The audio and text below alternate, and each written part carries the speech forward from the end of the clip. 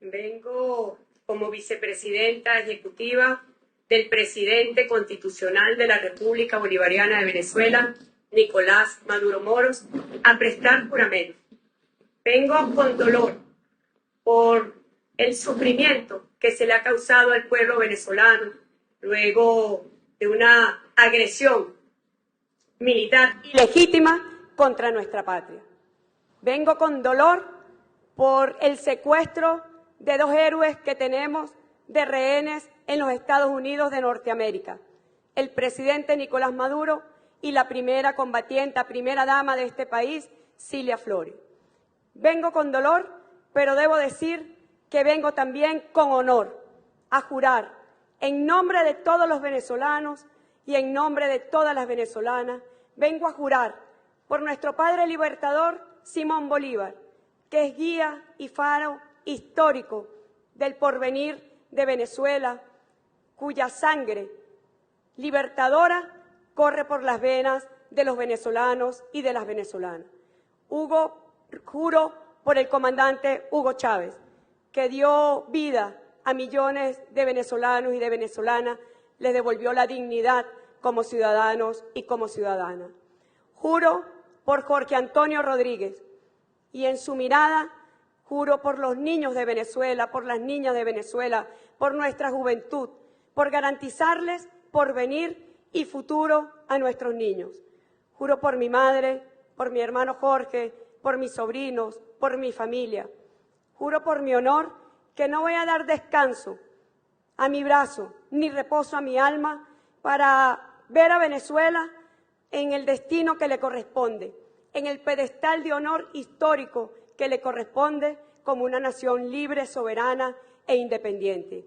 Juro por el pueblo de Venezuela a no descansar ni un minuto para garantizar la paz de la República, la tranquilidad espiritual de nuestro pueblo, la tranquilidad económica y social de nuestro pueblo, y juro entonces sobre las bases de nuestro padre libertador en su discurso en Angostura, garantizar un gobierno que dé felicidad social, estabilidad política y seguridad política. Juro por Bolívar, juro por nuestros libertadores, juro por nuestras libertadoras y juro por nuestros hermanos y hermanas que nos acompañan y deben sumarse como un solo pueblo, desde todos los sectores políticos de Venezuela, desde todos los sectores sociales, económicos, que juremos como un solo país para sacar adelante a Venezuela en estas horas terribles de amenaza contra la estabilidad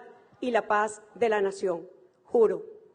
Si así lo hiciere, que Dios, la patria, nuestro pueblo, os lo premie. En caso contrario, os lo demande. Quede usted, ciudadana del Eloína Rodríguez Gómez, investida en el cargo de presidenta encargada de la República Bolivariana de Venezuela. Felicitaciones. Ya, Amerika Serikat akan mengambil alih pengelolaan cadangan minyak mentah di Venezuela. Hal tersebut dilakukan setelah militer Amerika Serikat melakukan penyerangan di ibu kota Venezuela, Caracas, Caracas, serta menangkap Presiden Nicolás Maduro. Presiden Amerika Serikat Donald Trump menegaskan bahwa perusahaan-perusahaan minyak asal Amerika siap masuk ke Venezuela untuk memulihkan industri migas negeri Paman Sam yang dinilai mengalami kerusakan parah akibat krisis berkepanjangan. Ya, pernyataan tersebut segera mendapatkan tanggapan dari sejumlah perusahaan energi Amerika Serikat seperti Chevron, ConocoPhillips yang tengah memantau secara cermat perkembangan situasi di Venezuela serta dampaknya terhadap stabilitas energi global. Perlu diketahui Venezuela menyimpan sekitar 17% dari total cadangan minyak dunia atau setara dengan 303 miliar barrel, sehingga menjadikannya sebagai salah satu negara dengan cadangan minyak terbesar secara global. Sebelumnya Amerika Serikat menjadi pembeli utama minyak Venezuela, namun seiring memburuknya hubungan diplomatik kedua negara dan penerapan sanksi ekonomi membuat Tiongkok kini menjadi tujuan utama ekspor minyak Venezuela. Menarik ya kalau kita kemudian gali dari point of view Chevron ataupun ConocoPhillips begitu, kalau bicara mengenai tata kelola perusahaan yang baik ataupun GCG, apakah dengan praktek yang kemudian sekarang dibuka oleh pemerintah Amerika Serikat dengan menyerang Venezuela melalui Caracas dan juga mengambil alih quote unquote secara paksa begitu, cadangan minyak yang ada di sana. Apakah secara GCG dari point of view Chevron dan juga ConocoPhillips, apakah akan inline gitu ya? Apakah ini kemudian akan mempengaruhi image dari kedua perusahaan ini? Karena ini kemudian menjadi satu hal yang cukup penting, apalagi kalau dilihat dari sisi konsumen gitu. Kita kan nggak mau mengkonsumsi minyak yang diproduksi dengan cara-cara yang tidak baik gitu ya. Ini kayaknya perlu ditelisik lebih lanjut dan jadi satu bahasan yang menarik. Baik, kita lihat komentar yang disampaikan oleh followers di Instagram IDX Channel. Ini ada Azalia 23, padahal dirampok, tapi rakyat Venezuela seneng rezim Maduro ditangkap. Kata ini kayaknya ada semacam kontradiksi, tapi kemudian ada yang juga disampaikan terkait dengan serangan dari Amerika Serikat ke Venezuela. Banyak masyarakat Venezuela juga sangat kontra dengan ini dan sangat menentang keras begitu. Iya. Selanjutnya ada komentar dari @subekti_bayu, ngeri sudah nggak malu-malu, bukan maling lagi tapi ngerampok. Ya, secara terang benderang ya. Iya. Kemudian Kuzuan Korzi dari alasan memberantas narkoba sampai nyasar ke perusahaan minyak. Oke, banyak yang kemudian menyampaikan bahwa narasi terkait dengan penertiban narkoba ataupun penertiban imigran gelap dan lain sebagainya ini sebagai sebuah narasi yang disampaikan terlalu dibesar-besarkan oleh Amerika Serikat dan sebetulnya juga sudah disangkal oleh Presiden dari Venezuela sendiri mengenai isu tersebut atau beberapa isu yang digaungkan oleh Amerika begitu. Tapi ya ujung-ujungnya disampaikan oleh Trump sendiri bahwa akan ada pengambilalihan dari kilang minyak yang ada di Venezuela. Berarti memang tujuan utamanya adalah itu minyak, ya. Kayaknya masyarakat global udah cukup tahu dan mengerti begitu ya. Apalagi ini menimbulkan juga gejolak diplomatik ya, di mana China sangat menentang keras ya terkait penangkapan Presiden Venezuela ini. Namun kita lihat aja ke depannya bagaimana dan semoga saja ya tidak terjadi lagi mungkin seperti ini ya, agar ekonomi dunia juga mungkin tidak terkonek atau tidak terdampak dari hal-hal gejolak diplomatik di dunia. Iya, ini kalau ngomongin soal berbagai macam reaksi dari pemimpin dunia juga dari Korea Utara juga menyampaikan bahwa mereka menentang keras apa yang dilakukan oleh Amerika Serikat.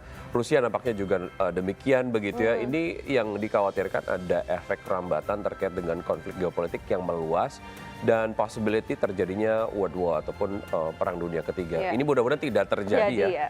Kita wasi ataupun kita ikuti sama-sama perkembangan informasi yang ada di sana. Bursa Efek Indonesia meluncurkan Master Plan BEI 2026-2030 yang bertujuan untuk memperkuat posisi Indonesia di kancah global.